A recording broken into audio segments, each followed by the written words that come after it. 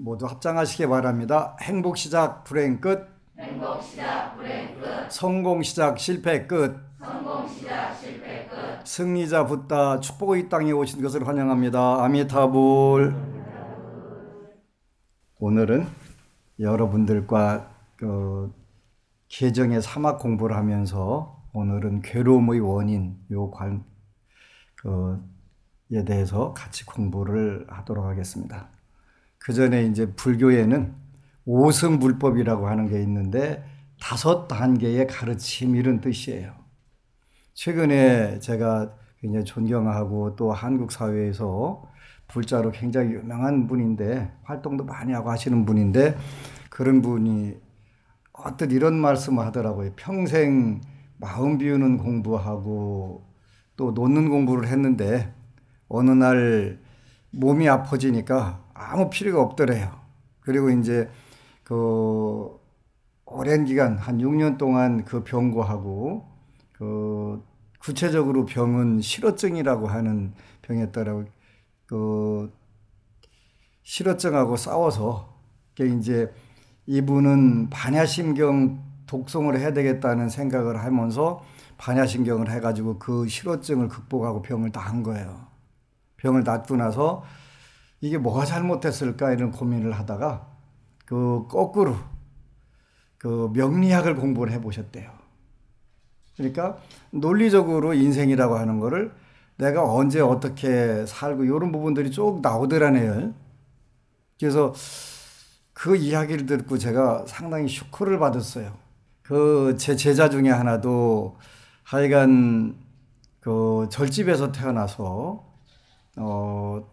하여간 종교를 대한민국에 있는 종교란 종교는 다 댕겨봤더라고요. 그냥 방문하는 차원이 아니라 신앙을 가지려고 그렇게 열심히 해본 거예요. 무속 종교뿐만 아니라 하여간 나중에는 이제 음악 국악 공부하면서 무속에서 하는 무속의 의식에 필요한 그것까지 다 공부를 하고 식김굿 하고 하는 거 그것까지 다 공부를 했더라고요.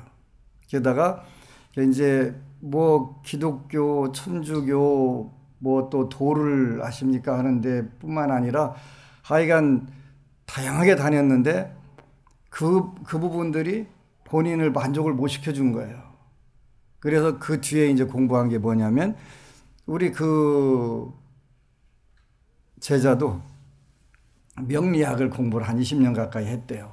혼자 해본 거예요. 아주 천재머리로 했는데 영 안 돼가지고 나중에 이제 스승을 선생님을 삼아서 한 2년 하고 왔다니까 명리학에 눈이 열리더래요.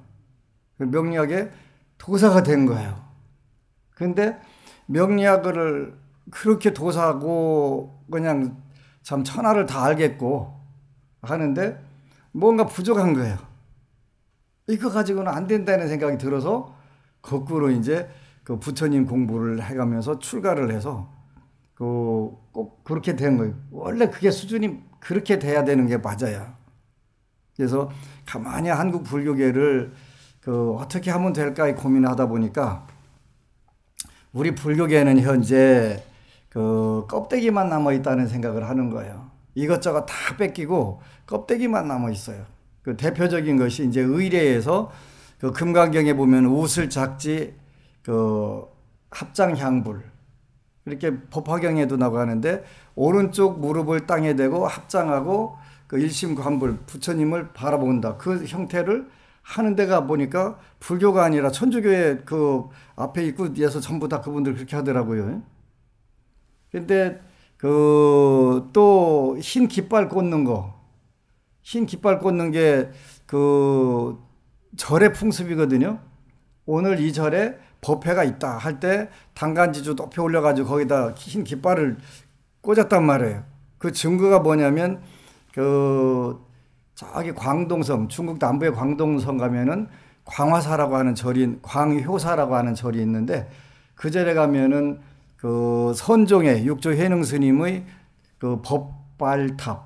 법발탑이라고 그래서 해능 행자가 머리를 깎아가지고 그 머리카락을 모셔놓은 그 탑이 있어요.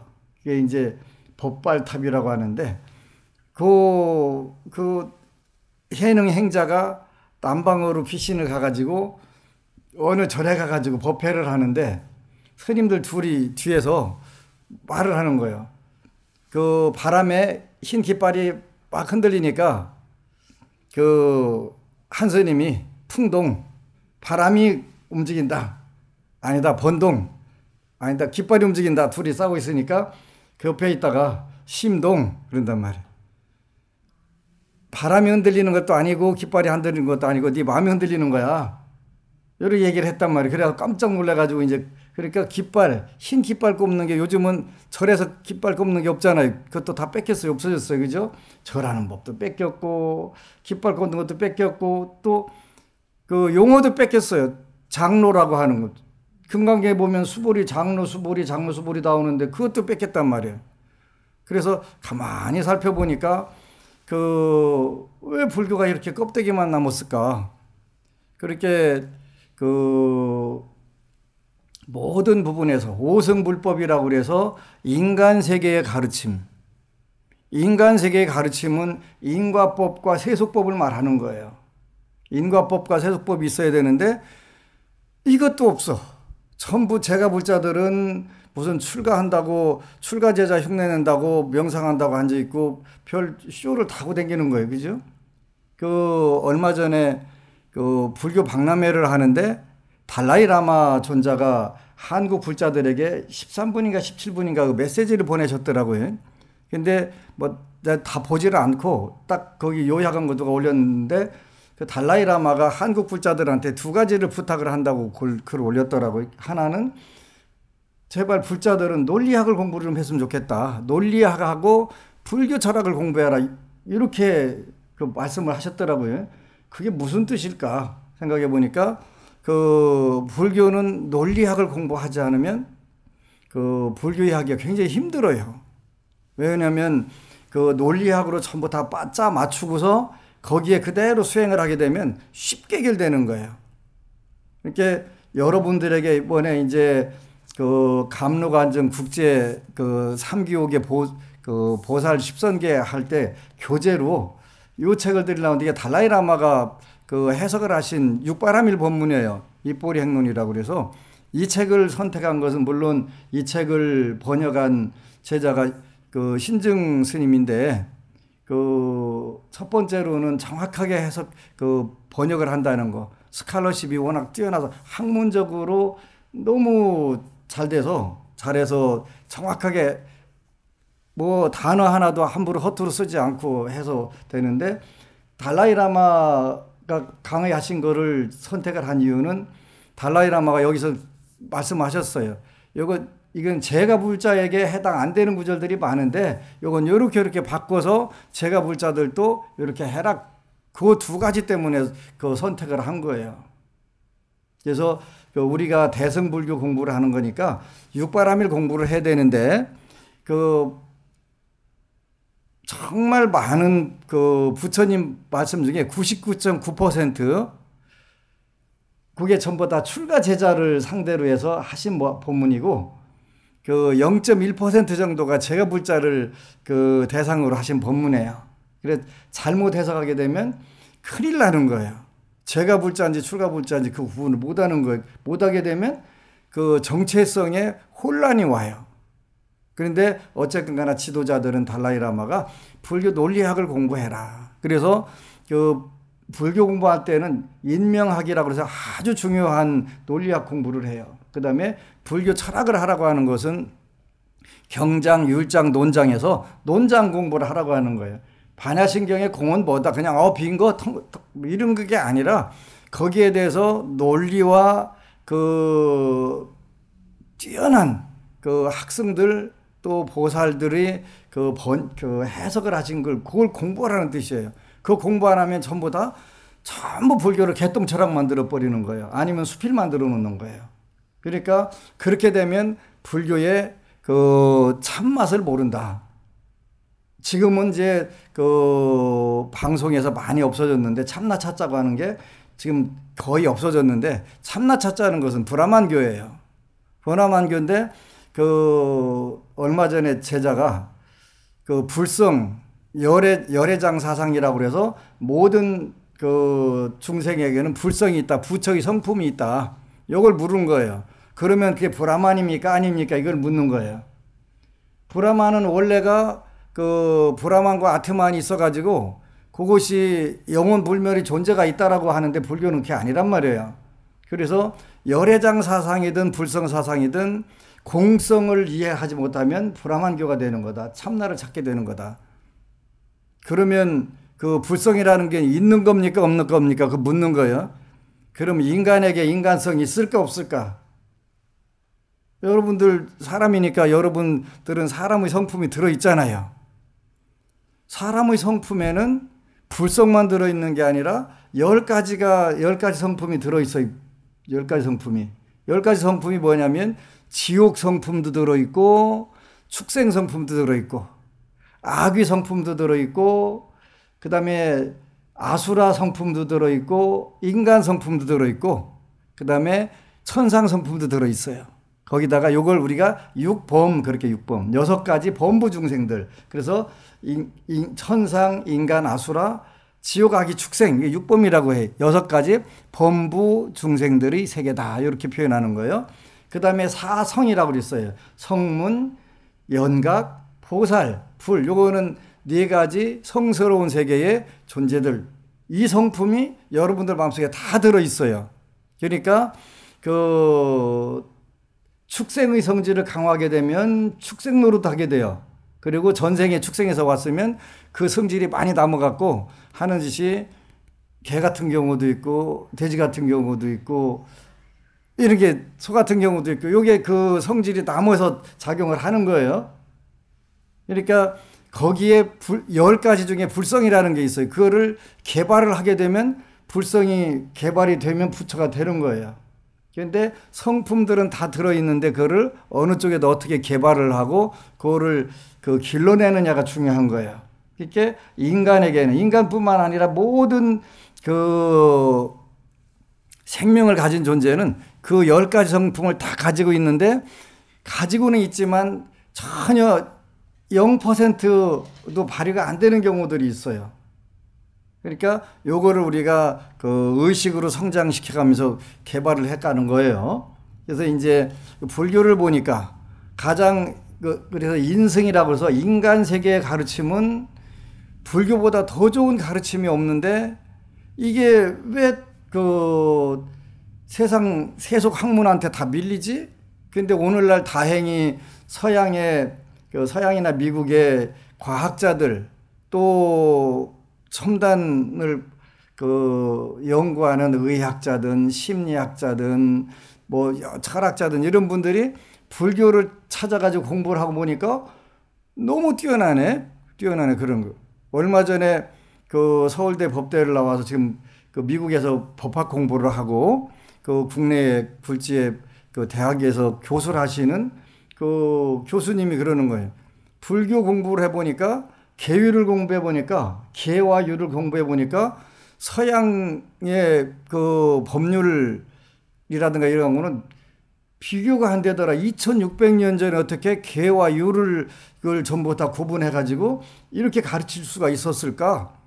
이렇게 하면서 정말 불교가 뛰어나다는 거를 우리는 그냥 계율 그런가 보다 이렇게 했는데 그게 아니더만 그분들은 서양의 법률의 한계는 신권으로 넘어간다는 그래서 모든 게 신이 부여한 권리다라고 이렇게 하는데 불교에서는 그런 부분을 하나도 거치지 않으면서 당연하게 아주 법학 사상 자체가 차원을 달리하더라는 거예요. 그러니까 세계 최고 똑똑한 분들이 불교를 갖다 놓고서 각자 자기 분야에서 연구를 해보니까 이거는 인간의 가르침을 초월한 거라는 거지. 왜? 부처님이 일체지자시니까 모든 걸 다 하신 분이니까. 그러면 일체지자면 부처님은 음악도 잘하고 미술도 잘하고 체육도 잘하고 다 잘하셨다는 거예요. 그 당시 이제 인도에 목축업이 발달되어 있는데 낙농업이 발달되어 있단 말이에요. 그래서 마가다국하고 코살라국에 최고 목축업의 전문가들 100명 데려다 놓고서 부처님하고 그 대론, 토론하게 했는데 부처님 다 이기셨다는 거예요. 부처님이 그 10단계까지 있으면 10단계를 다 하는데 그 낙농업 평생하고 뭐 대대로 했던 그 전문가들도 서너 개밖에 모르는데 부처님은 10개를 다 하시더라는 거예요. 일체치자란 말이에요. 그러니까 오늘날 법학 사상으로 보면 이거보다 더 뛰어난 게 없더라는 거지. 과학 쪽도 마찬가지고 모든 쪽에서 이렇게 그 인류가 여태까지 상상도 못한 부분들을 불교는 이미 다 가지고 있었던 거예요. 그런데 인간 세계의 세속적인 가르침도 불교가 정말 인간이 근본적으로 행복해지고 사랑이 넘치고 그 지혜가 넘치는 방법 중에는 불교만한 가르침이 없다는 거지. 근데 우리가 그걸 전혀 못 써먹고 있는 거예요. 못 써먹고 있는. 그래서 일단은 공부하는데 단계가 필요하다. 예를 들어서 세속법 중에서 우리가 세속법에는 많은 게 있어요. 불교에도 원래 공예학이라고 그래서 역법, 천문역법 같은 거 이런 게 전부 다 불교에 굉장히 발달되어 있어요. 그뿐만 아니라 의술, 의학도 발달되어 있고 오명이라고 그래서 불교에는 5가지 학문이 반드시 들어가는데 그게 들어가서 천문역법이라든가 이런 부분뿐만 아니라 건축법이라든가 건축학이라든가 이게 다 발달이 돼 있어요. 그거를 당연히 공부하게 돼 있어요. 그죠?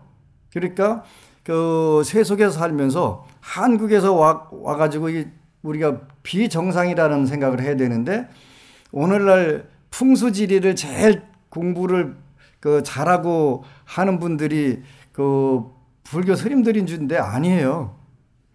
옛날에 한 30년 전쯤에 그 부여에 있는 어느 절에 갔더니 거기에다가 그 어느 신부가 와서 수맥을 찾아가지고 물을 자연수 샘이 솟아나오게 했다고 거기다가 그 기념 비석을 세워줬더라고요. 대한민국 스님들이 몇만 명인데 그 물을 아무도 못 찾은 거예요. 근데 천주교 신부가 와서 그 물을 찾아가지고 한 거예요. 왜 그러냐 그랬더니 천주교가 중국 먼저 들어갔을 때 풍수 같은 걸 공부를 했대. 그래서 오늘날 스님들이 풍수 잘 보는 게 아니에요. 타종교에서 다 그거 한단 말이에요. 그러니까 세속의 학문도 그 스님들은 공부 안 하니까 당연히 밀려갖고 떨어지는 거예요. 엊그제 어느 법부님이 와서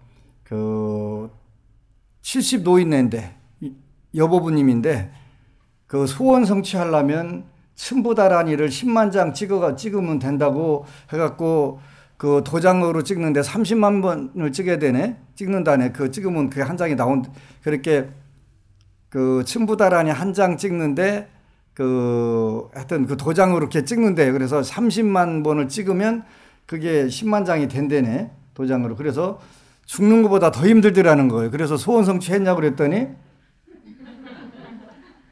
안 한 거예요. 못 한 거예요. 못 한 거예요. 그럼 뭐요? 도대체 뭔 근거로 춘부다란이를 10만 장 찍으면 소원 성취한다고 했냐는 거예요. 뭔 근거로? 그러면 뭐가 문제냐면 진단을 전혀 못했다는 거예요. 그렇게 이 문제는 어떤 문제에서 어떤 원인에서 왔는데 어떻게 하면 된다.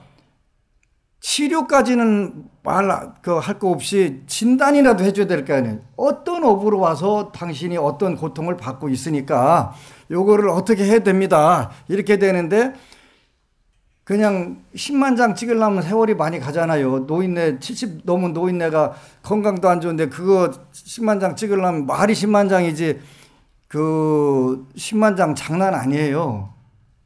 그 국민학교 6학년 때 제가 국민학교 6학년 때 그 선생님이 1부터 10만을 써가지고 밤새 숙제를 내줬는데 1부터 10만 밤새 쓸 수 있는 방법이 없어요. 안 써져요. 1부터 1000도 못 써요. 1부터 1000 쓰려고 그래도 몇 시간이 걸려요. 10,000번은 꿈도 못 꿔요. 근데 10,000번 써온 사람이 하나도 없어요. 못 써요. 그러면 10만 장을 찍는다는 건 이게 그분 표현이 그런 거예요. 죽는 것보다 더 힘들더라고. 그거 왜 해? 필요 없는 거. 그런데 현실적으로 힘들으니까 그 문제를 해결하려고 한 거예요. 진단 자체가 다 잘못된 거예요. 진단 자체가 잘못된 거예요. 첨부다란이 100만 장 찍어서 소원 성취한다면 인생이 아라한되고 소원 성취한다면 당연히 해야지요. 그지? 그런데 10만 장을 쌓아놓으니까 그게 또 창고에 가득 들어가잖아요. A4 용지 10만 장 쌓아놨다고 생각해 보세요. 한 장에, 한 꾸러미가 250장이잖아요. 창고에 가득 들어있는 거예요. 그거 어떻게 처리할 거예요? 그랬더니, 걱정만 난 거죠. 지금은 소각도 할 수 없잖아요.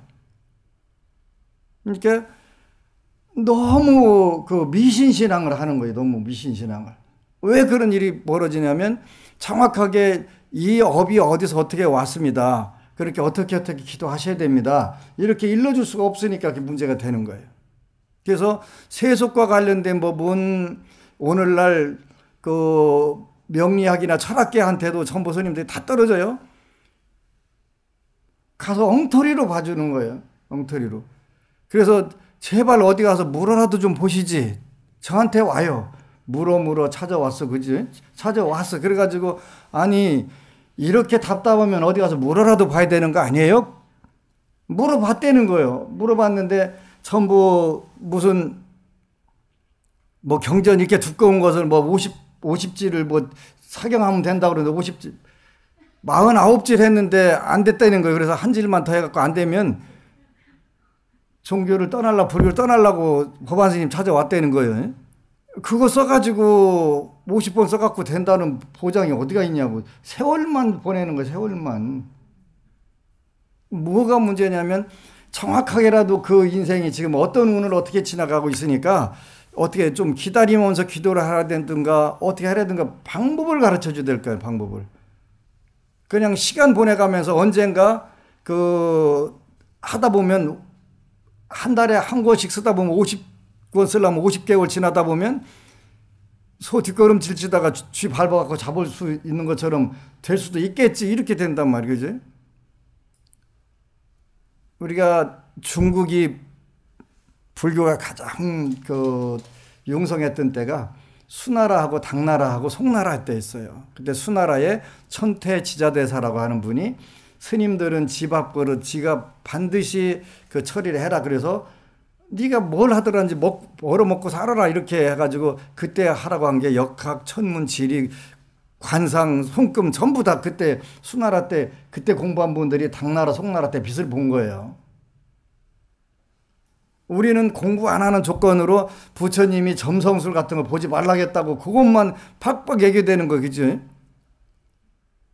그러면 삼명육통을 해가지고 중생들 올바로 안내하면 돼. 근데 그것도 안 되면서 그런 거 하지 말라고 그랬다고 그래가지고 그냥 헛소리만 하는 거예요.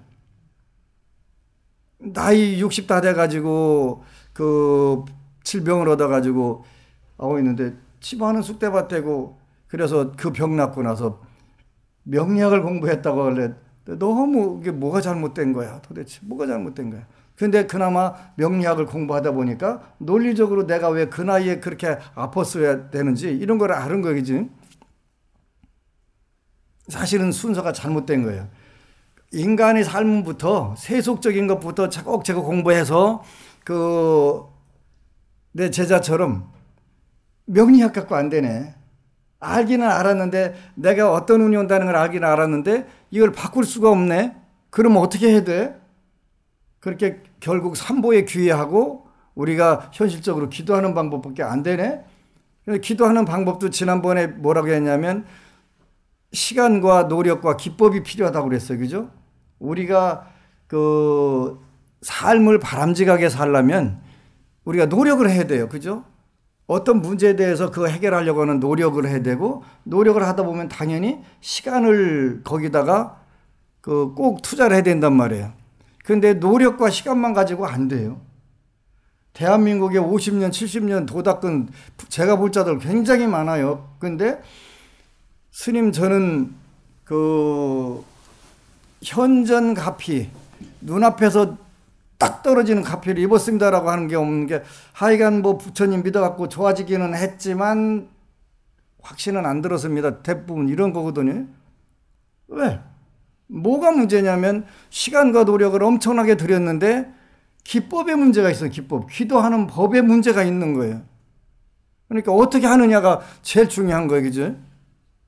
그 어떤 유명한 그 성공학자가 있는데 그 당시에 발명왕 찾아갔대요. 발명왕 찾아갔는데 그 발명왕이 뭐라고 했냐면 세상에 성공한 사람들을 연구를 해라.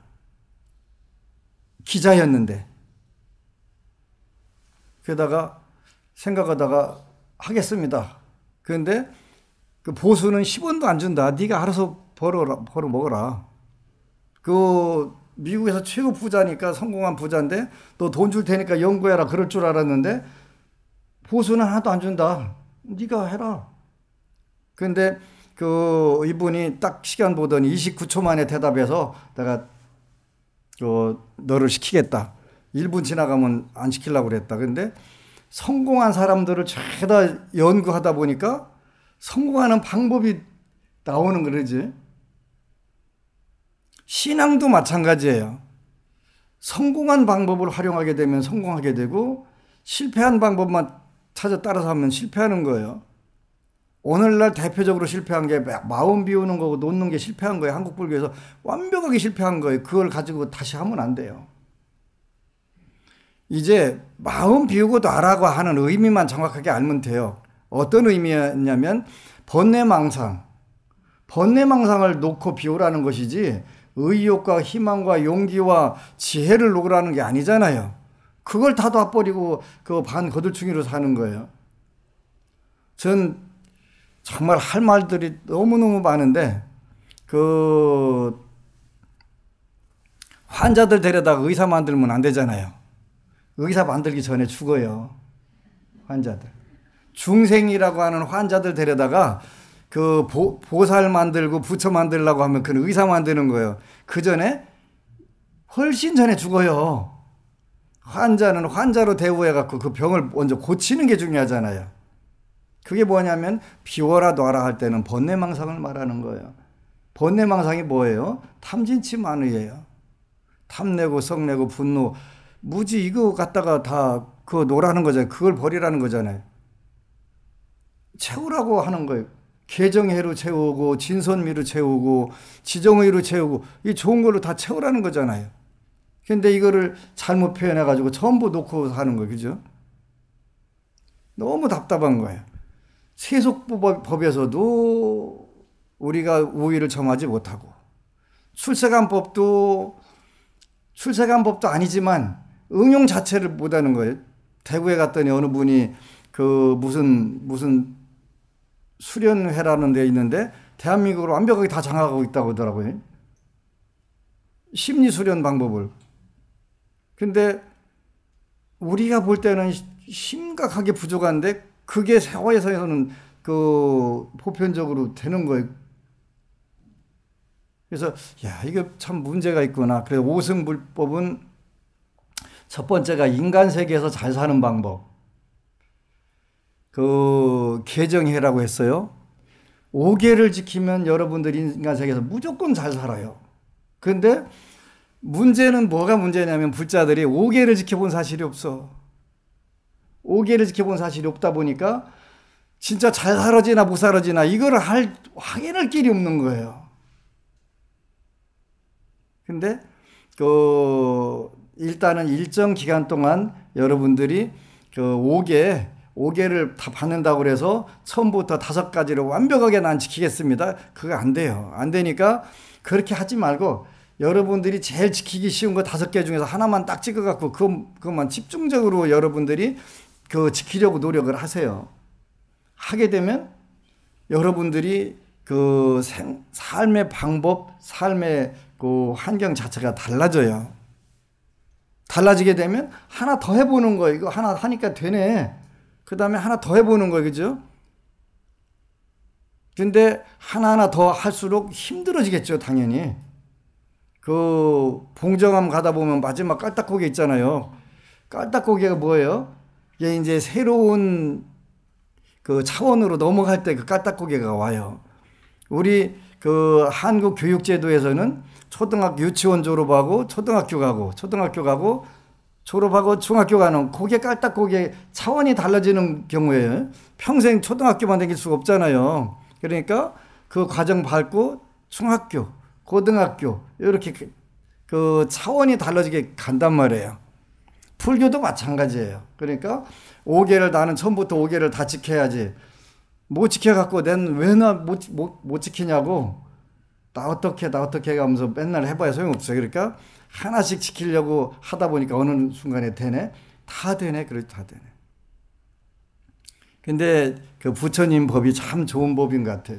좋다라고 하는데 엊그제는 어느 법우가 돈산에서 스님 그 왜요? 그랬더니 저 큰일 났어요. 그래서 무슨 큰일 그랬더니 밖에 나가서 음식을 못 먹는데 왜? 그랬더니 새우젓이나 젓갈 든 김치를 먹으면 입안이 헐어갖고 바로 헐어갖고 그냥 백태가 껴갖고 아파갖고 입을 안 먹으면 되지. 근데 사회생활도 안 먹으면 되지가 안 되잖아요. 안 먹으면 되지 안 되잖아요. 근데 우리가 하나씩 그동안은 새우젓 갖다가 비벼 먹고 볶아 먹고 사이도 아무렇지도 않았어. 근데 몸이 이제 그 정화가 되니까 맑아지니까 조금만 해도 예민하게 반응이 온단 말이죠. 근데 우리가 부처님은 금강불개지신이란 말이에요. 금강불개지신, 무너지지 않는 그런 몸이 되려면 그렇게 순수하게 바뀌어야 된단 말이에요. 그러니까 그건 좋은 것이기는 좋은 것인데 우리 사회가 그 해외의 그 유명 기관에서 전 세계 국가에 그 채식할 수 있는 그 확률을 따져보니까 지구상에서 최고 어려운 나라가 한국이더래요. 1등. 채식 불가능한 나라가 그 한국이더래요. 그만큼 우리가 육식에 많이 젖어 살고 있어요. 그런데 어쨌든 가나 그 부분에서 우리가 그 고민을 해야 되는 부분들. 그래서 계율을 한 번에 그 완샷에 5개 완벽하게 지키다가 그냥 하루만 지키다 죽어야 되겠다 이런 마음이 아니면 그냥 1분 불자, 소분 불자, 다분 불자, 만분 불자 이렇게 발전해 나가는 거예요. 그러다 보면 어느새 여러분들이 세속의 삶에서도 가장 멋진 삶이 되고 여러분들이 선 영향력이 엄청나게 좋아지는 걸 느끼는 거예요. 그러면서 많은 과정을 밟아가면서 여러분들 인생이 환골탈태되는 거예요. 차원들이 달라진단 말이에요. 이게 되네? 이게 되네 한단 말이에요. 이게 되네. 선 영향력. 그래서 우리가 인간의 세계에서는 그 5계가 가장 중요하다고 그랬고 인과법이 가장 중요하다고 하는데 옛날에는 5계 살생하고 도둑질하면 지옥 가고 그 빈천부 받고 지장경 사품 30절이 그대로 다 맞다라고 인정했는데 최근 들어서는 정말일까? 이런 생각을 해본 적이 있어요. 과연 살생을 하면 지옥에 갈까? 물론 해보고 지옥에 가보면 되기는 하면 되는데 그 지옥 고통이 얼마나 심한가를 우리가 모르니까 내가 뭐 지옥 가지 하는데 그거 안 된단 말이에요. 근데 그 인과법은 아무나 할 수 있는 게 아니에요. 그 서양의 유명한 대철학자들도 인과법에 대해서 인과법하고 윤회법에 대해서 굉장히 막 비아냥거리고 그랬다고요. 그 말도 안 되는 거라고. 근데 왜 그러냐면 왜 그랬을까 이런 고민해 보니까 그 의식혁명이라고 하는 책을 읽어보니까 의식혁명에는 그 철학자들 뭐 칸트라든가 데카르트 뭐 스피노자 이런 유명한 철학자들이 의식혁명 수준에서 그 숫자로 따지면 399래요. 불교는 어디서부터 제대로 시작하냐면 400부터 시작을 하는데 399니까 죽었다 깨어나도 이해를 못하는 거예요. 그러니까 철학자, 세계의 최고 가는 철학자들이 의식 수준을 0부터 1000까지 숫자를 했는데 399인데 400부터 뭐가 되냐면 자비희사, 400이 자, 사랑자자, 450이 비, 그 다음에 500이 그 자비희, 그 다음에 600이 사, 평정심. 이렇게 되더라고요. 그러니까 당연히 그 인과도 이해를 못하고 윤회도 이해를 못하는 거예요. 그 단계를 넘어서야 이해를 할 수가 있는 거예요. 그러니까 그 고민하다 진짜 왜 이게 우리가 인지를 못하나 그랬더니 부처님처럼 삼명육통이라고 하는 지혜를 가진 분만 인과를 알 수가 있어요. 인과를. 우리는 그냥 대충 통박으로 내가 전생에 누군가 눈탱이 때려갖고 금생에 눈이 한쪽이 안 좋은가 보다.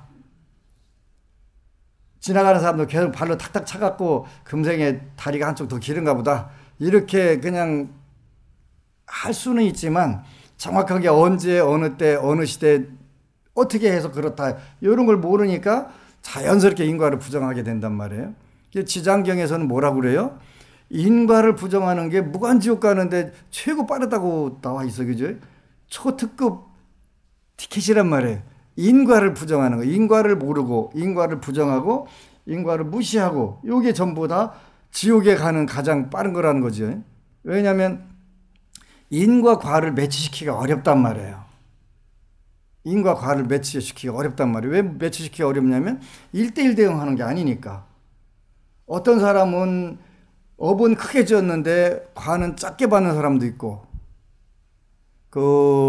어떤 사람은 작게 졌는데 그게 크게 받는 사람도 있고, 뭐 때문에 그러냐면 동기. 어떤 동기로 지었느냐에 따라서 달라지니까 당연히 그게 달라진단 말이에요. 연이라고 하는 것 때문에 인과 과 사이의 연이 달라지니까 당연히 안 맞는 것 같단 말이에요. 그렇게 많은 사람들이 옆집 사람은 나쁜 짓만 잘해도 잘 삽디다. 그지?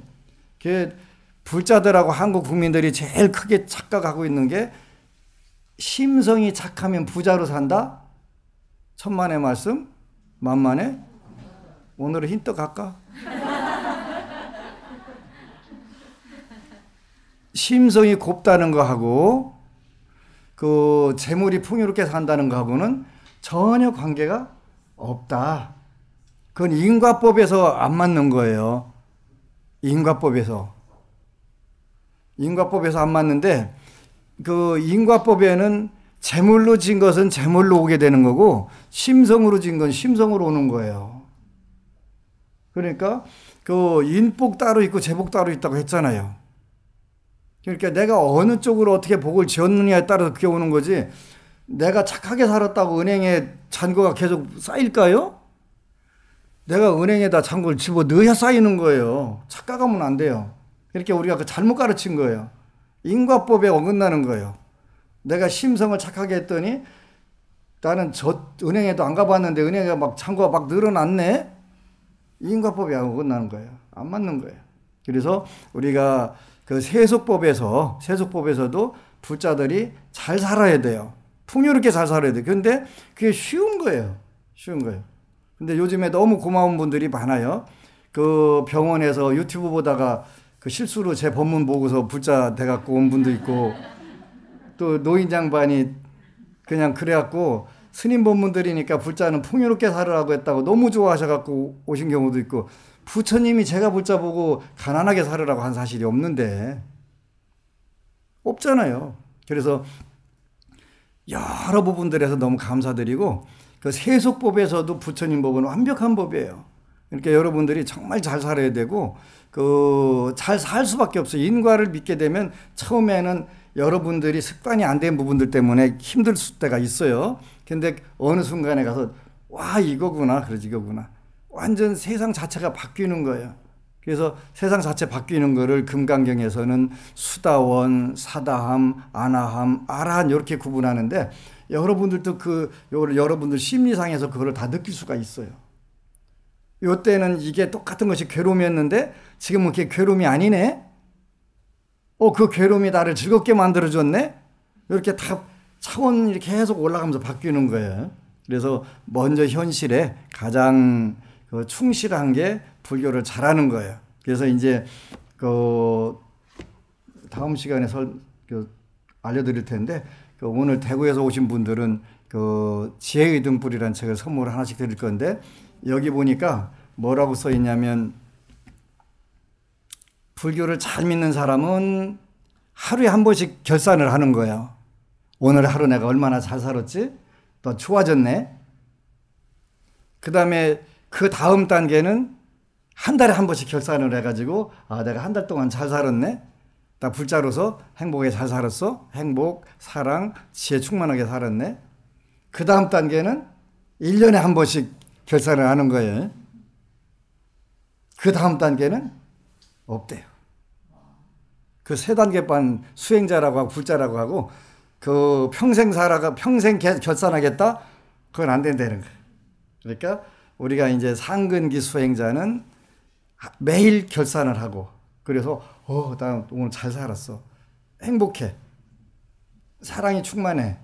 지혜롭게 살았어. 그 다음 단계는 한 달에 한 번씩 결산. 그 다음 단계는 1년에 한 번. 그 다음 단계는 없다. 이 세 단계까지만 있으니까 우리가 이제 하루하루 살면서 대조를 하는 거예요. 나는 이 부분에서 5개 10선업으로 어떻게 살았는지 요거를 여러분들이 그 대조를 하게 되면 금생 무조건 잘 살 수밖에 없어요. 무조건 잘 살 수밖에 없어요. 그래서 꼭 그 불자로서 금생에 정말 받기 힘든 몸을 받았으니까 이 소중한 기회 다시 놓치면 언제 잡을 수 있을지 몰라요. 뭐 당연히 남은 사람이 사람 낳는 거 아니에요. 근데 천만의 말씀 그거 아니에요. 그러니까 그 모쪼록 1년에 한 번 하다가 한 달로 한 번으로 바꾸고 매일 결산할 수 있는 그런 훌륭한 불자 되시기를 축원합니다. 아미타불.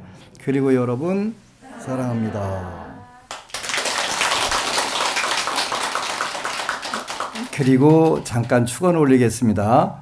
법안 스님의 후원 동참자 명단입니다.